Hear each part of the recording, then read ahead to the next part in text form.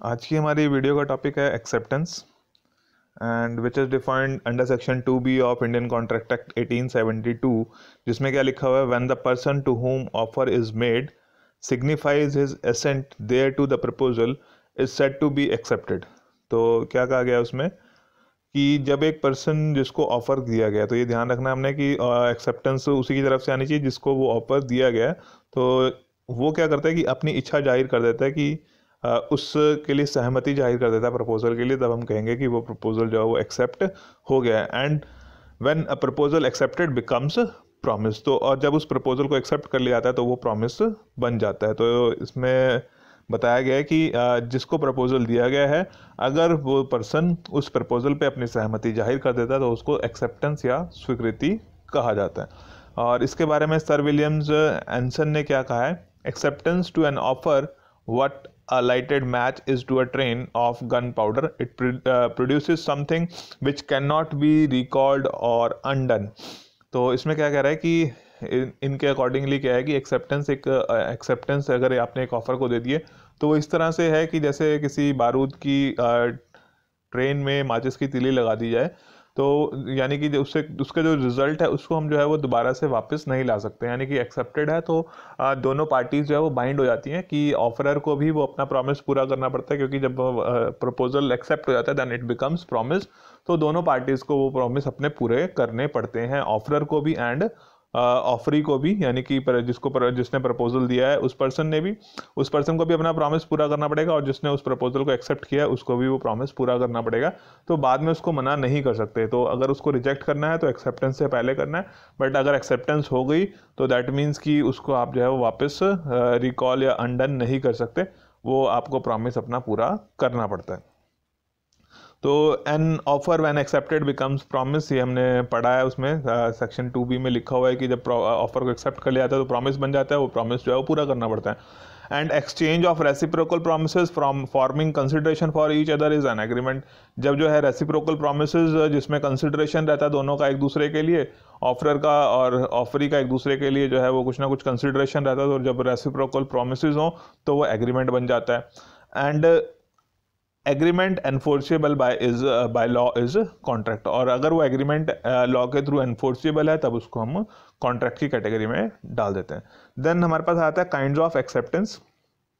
Kind of acceptance दो तरह की हमारे पास, एक एक्सप्रेस है, दूसरा इम्प्लाइड है। तो जैसे हमने ऑफर के टाइम पे बताया था आपको, एक्सप्रेस एक्सेप्टेंस का मतलब है जिसमें जो है एक्सेप्टेंस बोल के या लिख के बताई गई है, उसके बारे में जो है वर्ड्स के थ्रू एक्सप्रेस करके बताई गई है, बोलकर या लिखकर, ओरल या रिटन फॉर्म में जो है वो एक्सप्रेशन एक्सप्रेस करके बताई जाती है, तब उसको एक्सप्रेस एक्सेप्टेंस बोल देते हैं। और इम्प्लाइड में क्या है कि जिसमें हमारे बिहेवियर से, हमारे जो है कंडक्ट से पता लगता है कि पार्टी ने जो है वो उस ऑफर को एक्सेप्ट कर लिया। तो जैसे फॉर एग्जांपल कि जैसे ऑक्शन सेल का एग्जांपल दिया था, तो उसमें बताया था मैंने कि ऑक्शन सेल के लिए जब एडवर्टीजमेंट दी जाती है that is invitation to offer, और जब वो पार्टी वहाँ पर ऑक्शन में पार्टिसिपेट करती है तो अपनी बिड कोट करती है और वो अपने बिड्स लगाते हैं, अपनी बोलियां लगाते हैं, तो that is known as offer. और जिस पार्टी ने वो एडवर्टीजमेंट दी थी तो वहाँ पर जो है वो उसका हैमर 1 2 3 करके जो है वो हैमर जब फॉल करता है, फॉल ऑफ हैमर, तो दैट इज़ इम्प्लाइड एक्सेप्टेंस कि वो जो है उसका ऑफर, उस बिड को एक्सेप्ट कर लिया गया है, उस बोली को एक्सेप्ट कर लिया गया है। उसमें उसने अपने कोई वर्ड्स नहीं दिए, ना उसने बोल के बताया ना लिख के बताया, बट वो इम्प्लाइड है कि जब वो हैमर गिरेगा तब वो एक्सेप्टेंस मान ली जाएगी। या दूसरा और एग्जांपल ले लेते हैं कि मान लो एक मकान मालिक है और किराएदार है, तो मकान मालिक ने किराएदार के पास कहा कि जी आपका जो है किराया अगले महीने से जो है वो 1,000 रुपये की जगह 1,100 रुपये का हो जाएगा। अब वो बात जो है उसने सुन ली किराएदार ने, बट उसके बावजूद भी जो है उसने कोई जवाब नहीं दिया, और लगा फिर भी जो है वो घर में ना उसने पूछा कि जी क्यों बढ़ा दिया है, कैसे बढ़ा दिया है, कितना बढ़ा दिया, कम बढ़ा रहे, ज़्यादा बढ़ा रहे, तो उसने उसके कोई क्वेश्चन नहीं किया और जो है उसमें घर में कॉन्टीन्यूसली रह रहा है। अगर वो कॉन्टीन्यूसली रह रहा है दैट मीन्स कि उसने जो है वो इम्प्लाइड एक्सेप्टेंस दे दी है, अपने बिहेवियर से एक्सेप्ट कर लिया कि उसको कोई प्रॉब्लम नहीं है और वो बढ़ा हुआ किराया देने के लिए तैयार है, क्योंकि उसको जो है उसके बारे में इंफॉर्मेशन दे दी गई थी। बट अगर उसका बिहेवियर ये है कि उसको वो चीज़ एक्सेप्टेड थी, इसलिए वो उन सर्विसेज का इस्तेमाल कर रहा है, यानी कहने का मतलब कि उसने जो है वो इम्प्लाइड एक्सेप्टेंस दे दी और वो उस अपने बेनिफिट के लिए जो है वो बढ़ा हुआ किराया पे करने के लिए तैयार है। अच्छा, एक्सेप्टेंस में एक चीज़ और हमें ध्यान रखनी होती है कि एक्सेप्टेंस को जो है वो कौन दे सकता है एक्सेप्टेंस। तो जैसे उसमें डेफिनेशन में भी लिखा है when a person to whom the offer is made, तो एक्सेप्टेंस सिर्फ वही पर्सन दे सकता है जिसको ऑफर दिया गया है, कोई थर्ड पार्टी नहीं दे सकती। जैसे मैंने एग्जांपल भी बताया था उस टाइम पे आपको कि अगर ए ने ऑफर दिया है बी को कि जी मैं अपना जो है वो मोटरसाइकिल आपको 10,000 रुपये में बेचना चाहता हूँ, तो उसके लिए एक्सेप्टेंस सिर्फ बी दे सकता है, सी एक्सेप्ट नहीं कर सकता क्योंकि ऑफर वो सिर्फ बी के लिए है। तो जनरल ऑफर, तो जिसको ऑफर दिया गया है वही स्पेसिफिक ऑफर की, अगर स्पेसिफिक ऑफर की स्पेसिफिकली किसी पर्सन को दिया गया है तो वही स्पेसिफिक पर्सन उसको एक्सेप्ट कर सकता है। हाँ, इन केस की वो जनरल ऑफर है, जनरल ऑफर को कोई भी एक्सेप्ट कर सकता है क्योंकि वो जनरल पब्लिक के लिए है। तो ये हमें ध्यान रखना है कि ऑफर को वही पर्सन एक्सेप्ट कर सकता है जिसको वो ऑफर दिया गया है। और एक्सेप्टेंस मस्ट बी कम्युनिकेटेड, की जो एक्सेप्टेंस है वो आपको कम्युनिकेट करनी पड़ती है। Mental acceptance is no acceptance, की आपकी जो है वो सिर्फ आपके दिमाग में अगर आपने एक्सेप्ट कर लिया तो वो एक्सेप्टेंस नहीं मानी जाएगी, उस एक्सेप्टेंस का कम्युनिकेशन होना जरूरी है। देन कुछ लीगल रूल्स हैं इसके बारे में एक्सेप्टेंस से रिलेटेड, वो पढ़ लेते हैं हम कि जो स्वीकृति है उससे संबंधित कुछ लीगल रूल्स हैं। उसमें है एक्सेप्टेंस मस्ट बी एब्सोल्यूट और and unconditional. Acceptance must B absolute and unconditional, कहने का मतलब है कि उसमें कोई भी कंडीशन नहीं लगी होनी चाहिए, विदाउट कंडीशन, और पूरा का पूरा ऑफर आपको एक्सेप्ट करना पड़ता है तभी वो एक्सेप्टेंस वैलिड मानी जाएगी। मान लो ए ने जो है वो बी को ऑफर किया कि वो अपनी जो है वो घड़ी उसको 1,000 रुपये में बेचना चाहता है बी को, और बी कहते हैं कि जी मैं तो इसको 800 रुपये में लेने के लिए तैयार हूँ, तो उसने कंडीशन लगा दी कि जी 1,000 की जगह वो 800 में लेने के लिए तैयार है, तो वो जो काउंटर ऑफर है उसकी वजह से वो एक्सेप्टेंस जो है वो वैलिड एक्सेप्टेंस नहीं मानी जाएगी। या फिर आपको जो है वो उसने ऑफ़र दिया कि दो चीज़ों के लिए, और उसमें से जो है अगर आप उसको पार्शियली एक्सेप्ट करते हैं तब भी जो है वो एक्सेप्टेंस वैलिड एक्सेप्टेंस नहीं मानी जाएगी। उसमें कोई भी कंडीशन नहीं होनी चाहिए और and it should be absolute की कंप्लीट वैसी ही एक्सेप्टेंस होनी चाहिए जैसी उसने मांगी हुई है। Then second is acceptance must be made in the manner prescribed, कि जिस मैनर में उसने मांगी है उसी मैनर में जो है वो एक्सेप्टेंस दी जानी चाहिए। तो उसके लिए क्या है कि जैसे उसने कहा कि मेरे को एक्सेप्टेंस टेलीग्राम के थ्रू चाहिए तो वो टेलीग्राम के थ्रू जानी चाहिए। अगर वो कहता है कि मुझे टेलीफोनिकली चाहिए एक्सेप्टेंस तो आपको टेलीफोन के थ्रू देनी पड़ेगी। अगर वो कहता है कि मुझे मैसेज के थ्रू चाहिए तो आपको मैसेज के थ्रू देनी पड़ेगी। अगर वो कहते हैं कि मुझे मेल के थ्रू आनी चाहिए एक्सेप्टेंस तो आपको मेल के थ्रू भेजनी पड़ेगी। अगर वो कहते हैं कि मुझे रिटर्न में एक्सेप्टेंस चाहिए आपके लेटर पे तो आपको रिटर्न एक्सेप्टेंस देनी पड़ेगी। और अगर वो कोई टाइम लिमिट फिक्स कर देता है तो उस टाइम लिमिट के अंदर आपको एक्सेप्टेंस देनी पड़ेगी। अगर वो टाइम लिमिट से बाहर हो जाता है तो फिर ऑफर जो है वो खत्म हो जाएगा। तो देने का मतलब कि उसके लिए एक्सेप्टेंस के लिए क्या है कि जिस मैनर में वो एक्सेप्टेंस मांगी गई है उसी मैनर में उसी तरीके से वो एक्सेप्टेंस होनी चाहिए, उसी तरीके से दी जानी चाहिए। Then the proposer cannot prescribe the way of refusal, तो जो प्रपोजर है जिसने वो प्रपोजल दिया है वो उसका रिफ्यूज़ल का कोई भी मेथड प्रिस्क्राइब नहीं कर सकता, कि ये नहीं कह सकता कि अगर आपको ये मेरा ऑफर एक्सेप्टेड नहीं है या इसको एक्सेप्ट नहीं करना तो उसकी रिफ्यूज़ल आपको इसी तरीके से भेजनी है, वो नहीं बता सकता। एक्सेप्टेंस के लिए बता सकता है बट रिफ्यूज़ल के लिए नहीं बता सकता। रिफ्यूज़ल के लिए जो है वो जैसा चाहे जो है उस ऑफरी के ऊपर डिपेंड करता है कि वो किसी भी तरीके से उसको रिफ्यूज़ कर सकता है। ठीक है, तो proposer cannot prescribe the way of refusal, तो अस्वीकृति के लिए जो है वो कोई भी मेथड नहीं बता सकता। अगर वो कहता है कि मुझे जो है रिफ्यूज़ल सिर्फ बाय पोस्ट चाहिए, बट अगर उसने मैसेज करके बता दिया या फ़ोन करके बता दिया या मेल के थ्रू बता दिया तब भी जो है वो एक वैलिड रिजेक्शन मानी जाएगी। तो एक्सेप्टेंस के लिए बता सकते हैं कि इस तरह से एक्सेप्टेंस होनी चाहिए, बट उसको अनएक्सेप्टेड करना है तो या रिफ्यूज़ करना है तो रिफ्यूज़ल के लिए वो मेथड प्रिस्क्राइब नहीं कर सकता प्रपोजर। वो डिपेंड करता है ऑफरी के ऊपर, जैसे चाहे वो उसको रिजेक्ट कर सकता है। Then once offer once rejected cannot be accepted until it is renewed, तो एक बार जो आपने प्रस्ताव को अस्वीकृत कर दिया, उसको अनएक्सेप्ट कर दिया, उसको रिफ्यूज़ कर दिया, तो फिर जो है आप उसको एक्सेप्ट नहीं कर सकते जब तक कि आपको दोबारा से वो प्रपोजल नहीं दिया जाता। अगर दोबारा से वो प्रपोजल नहीं दिया जाएगा तब तक आप उसको एक्सेप्ट नहीं कर सकते। फॉर एग्जांपल कि ए ने कहा है कि जो है मैं आपको 100 क्विंटल ऑफ शुगर जो है वो इस रेट पर बेचना चाहता हूँ। बी अगर जो है उसको मना करता है कि जी मुझे तो नहीं लेना है इस रेट पर, तो उसके बाद अगर उसको बाद में लगता है कि जी हाँ मैं इस रेट पे ले सकता हूँ, तो वो उस ऑफ़र को एक्सेप्ट नहीं कर सकता जब तक कि ए दोबारा से उसको वही सेम ऑफ़र या अलग ऑफ़र जो है वो कम्युनिकेट नहीं करता है। Then acceptance must be communicated, जैसे मैंने अभी बताया था स्टार्टिंग में कि एक्सेप्टेंस का कम्युनिकेट होना बहुत ज़रूरी है, कि उसमें जो है वो बता दिया जाए कि उसको वो ऑफ़र जो है वो एक्सेप्टेड है, तभी वो एक वैलिड एक्सेप्टेंस मानी जाएगी। कि एक मानसिक स्वीकृति कि आपके दिमाग में कि आपने उसको ऑफर को एक्सेप्ट कर लिया, वो वैलिड नहीं है टर्म्स ऑफ लॉ में।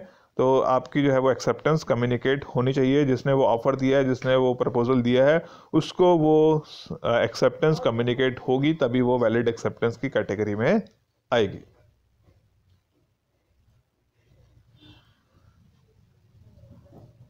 देन एक्सेप्टेंस में भी एक्सप्रेस और इम्प्लाइड, वो मैंने बता दिया कि एक्सप्रेस भी हो सकती है, इम्प्लाइड भी हो सकती है, कि कई बार वो हमारा जो बिहेवियर है उसके थ्रू वो एक्सेप्टेंस जो है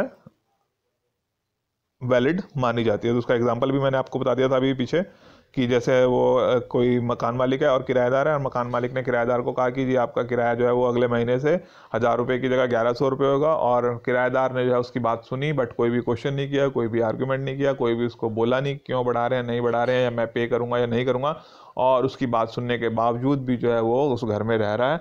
तो दैट मीन्स कि उसने इम्प्लाइड अपनी जो है वो स्वीकृति दे दी है, क्योंकि उसने वो एक्सेप्ट कर लिया, रह रहा है, उसकी सर्विसेज इस्तेमाल कर रहा है, तो उसको जो है वो हायर रेंट पे करना पड़ेगा।